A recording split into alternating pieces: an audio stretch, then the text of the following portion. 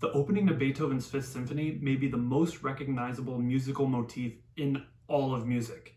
Today what I'm going to be doing is I'm going to be listening to 10 different conductors' interpretations of those opening 5 bars, and I'm going to be ranking them on a tier list.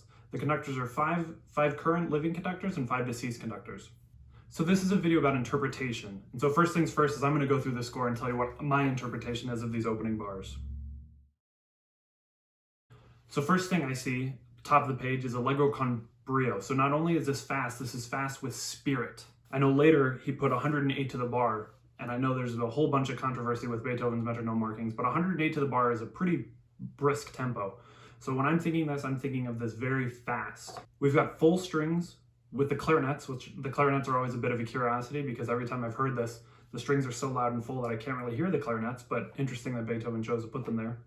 Next thing that I'm noticing is in measures 4 and 5, we've got the fermata on measure 5, but not on measure 4. So does this mean Beethoven wants that second fermata to be twice as long? He could have written a fermata over measure 4 and then another fermata over measure 5, but he didn't. He only wrote it over measure 5. So what do we think Beethoven means by that? I know from studying this piece that this is a movement in sonata form.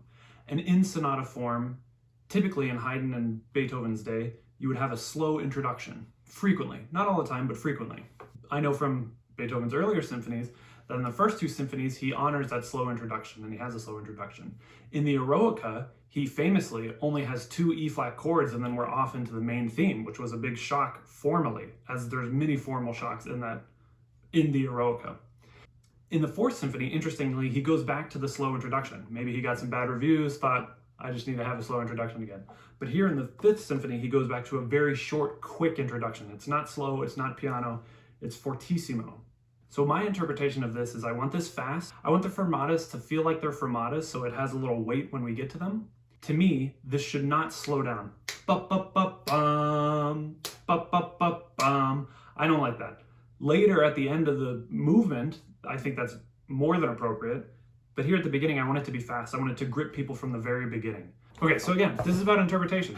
I'm going to be ranking them on how I like them, and I'm sure everyone watching this might have a different interpretation. So let me know what you think. Let me know where I got it wrong or who's the biggest snub.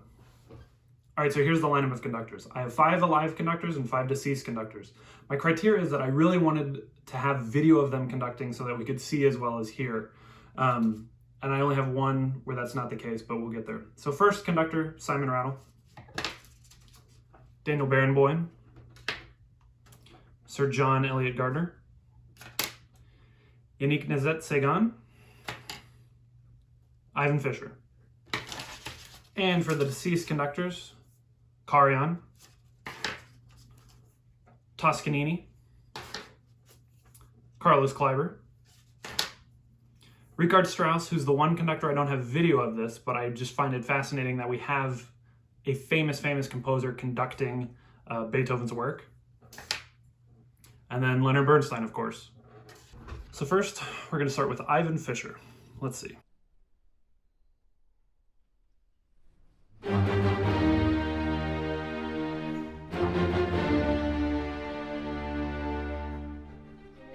Okay, I think that was a pretty solid performance. I really like it, actually. He has a little bit of the slowdown, but I didn't mind it too much because the fermatas were not so long. So that one I quite like, so we'll have to see. Let's see.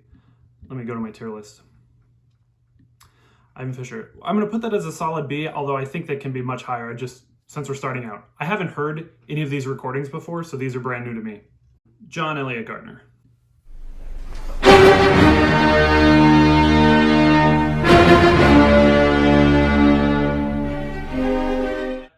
So this one I really like the intensity of the opening motif. The second one, I don't like that they hold the fermata, it seems about the same length, and that they die away at the end of the phrase. Let me listen to that one more time.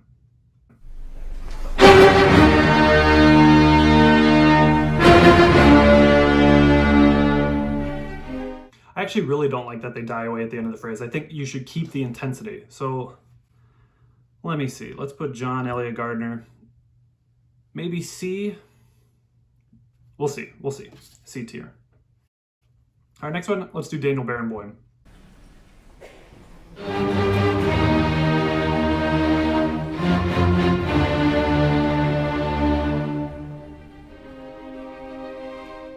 Okay, so I really don't like that. I don't like that it slows down.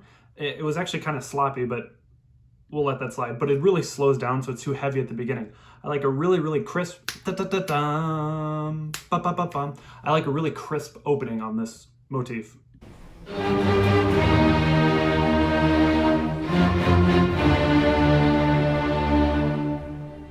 Yeah, there's too much ritardando in it for me. I don't see that anywhere in the score, and I think I'm not someone who's like a big score purist and do only what the score says, but it seems too heavy at the beginning for me. So Barenboim, I'm going to put him at D tier, but that seems a little harsh because Barenboim's a fantastic musician. Yannick, and this is with the Philadelphia Orchestra. This is a concert that they put on YouTube for free during COVID.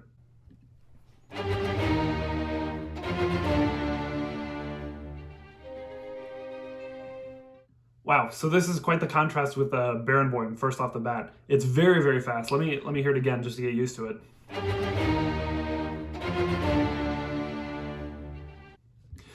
So it might almost be too fast. Now I feel like I'm being really picky, but since it's my tier list, I can be as picky as I want. Now it seems almost too fast to me.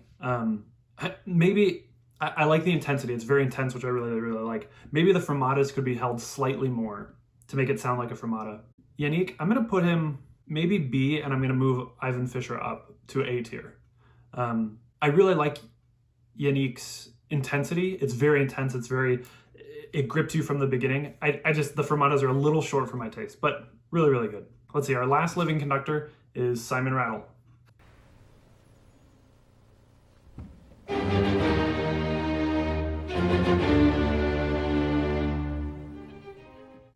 Okay, that one I really, really, really like. Seems like the intensity is there, the fermatas are held out, and he doesn't slow down. There was some sloppiness in the strings, but I really, really like this one. I think this is going to be an S tier for me so far.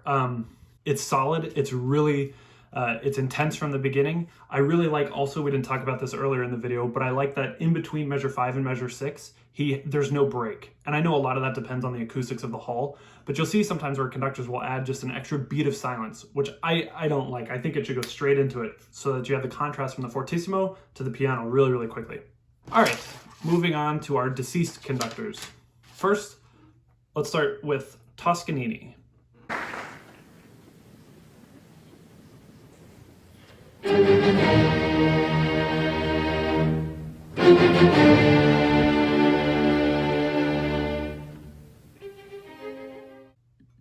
Okay, so this one, intensity is great.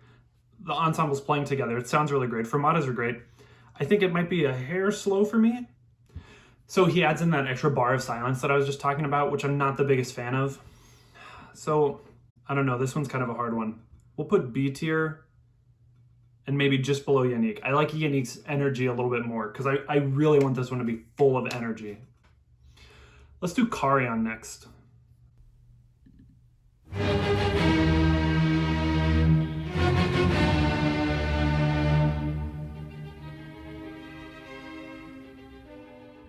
So this is obviously a well-produced video because it's Herbert von Karajan.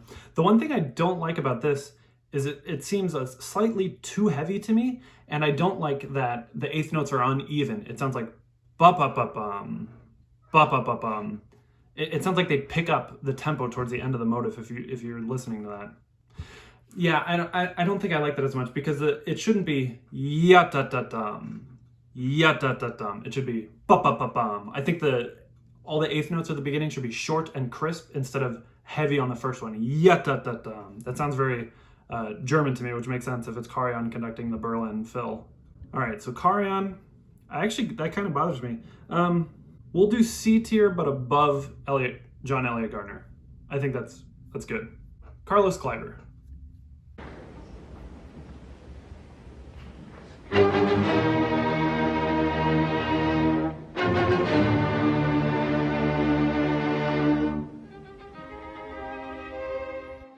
So the orchestra's a little messy, but I actually really like his fermatas. I think they're held for an appropriate amount of time, and I think that they keep the intensity up through the whole time.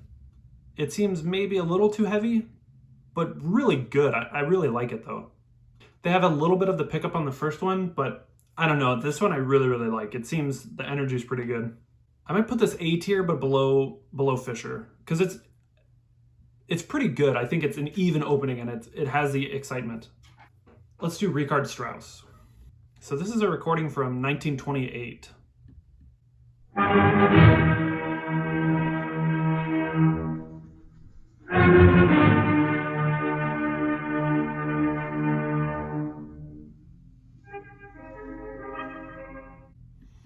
Okay, so the energy sounds really good, but you hear there's a lot of spaces in between the fermatas, which I'm not the biggest fan of.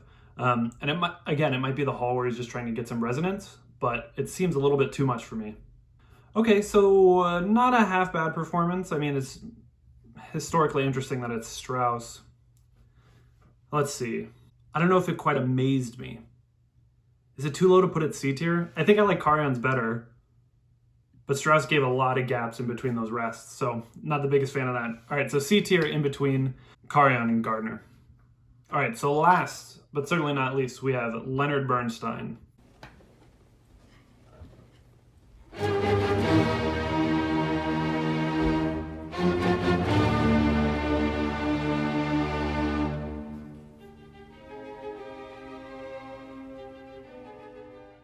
So interesting, Bernstein adds the extra measure too. It also slows down, so I don't like that. He shares that with Barenboim. And this is Bernstein in his later years, so things are a little bit slower and heavier. I think it's a little too slow. I think it's a little too heavy. I hate to do this to Bernstein. Okay, we'll put him C tier, but we're gonna move Karajan up. Karajan up to B tier. Okay, I think that's my list. Let me know what you think. I feel bad putting some of these conductors so low, but it's just my interpretation, so let me know what you think.